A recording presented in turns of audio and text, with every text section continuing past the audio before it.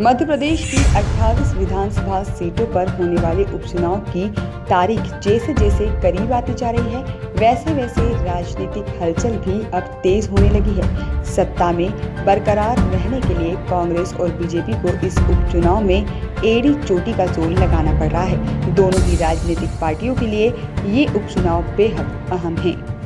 Corona संक्रमण काल के दौरान भी चुनाव प्रचार में किसी प्रकार की कोई कमी नजर नहीं आ रही है। राजनीतिक दल भी इस बात को भलीभांति जानते हैं कि इस बार का उपचुनाव जनता के बीच जाकर नहीं बल्कि सोशल मीडिया के माध्यम से लड़ा जाएगा।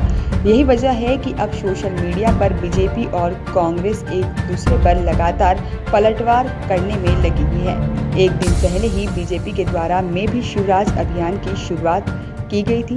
बीजेपी के इस अभियान का जवाब देते हुए कांग्रेस ने भी आज मैं भी मर्यादा पुरुषोत्तम अभियान की शुरुआत कर दी है।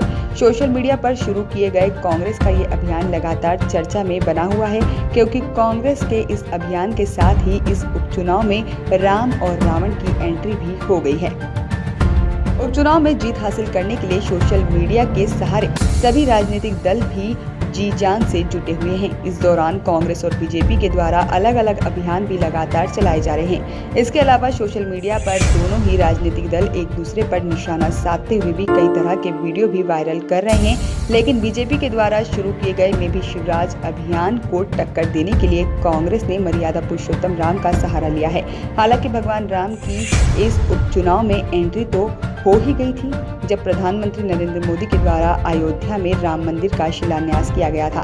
उसके बाद से ही बीजेपी के नेता इसे भुनाने में जुट गए थे। तो वहीं दूसरी ओर कांग्रेस कार्यालय में भी भगवान राम का बड़ा सा पोस्टर लगाया गया था। इस दौरान कांग्रेस के नेताओं के द्वारा भी विधिवत रूप से पूजा अर्चना की गई थी और पूर्व मुख्यमंत्री कमलनाथ के निवास पर भी सुंदरकांड का आयोजन किया गया था। भगवान राम के नाम को भुनाने में बीजेपी के नेता भी पीछे नहीं रहे।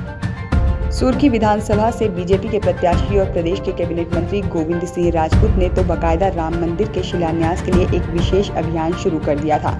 यहां तक कि गोविंद सिंह राजपूत के समर्थक भगवान राम के नाम पर वोट मांगते भी दिखाई दिए थे। हालांकि इसकी सोशल मीडिया पर जमकर निंदा भी हुई।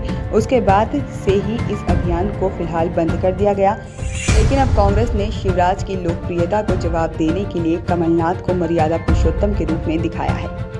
Bureau report, poster news.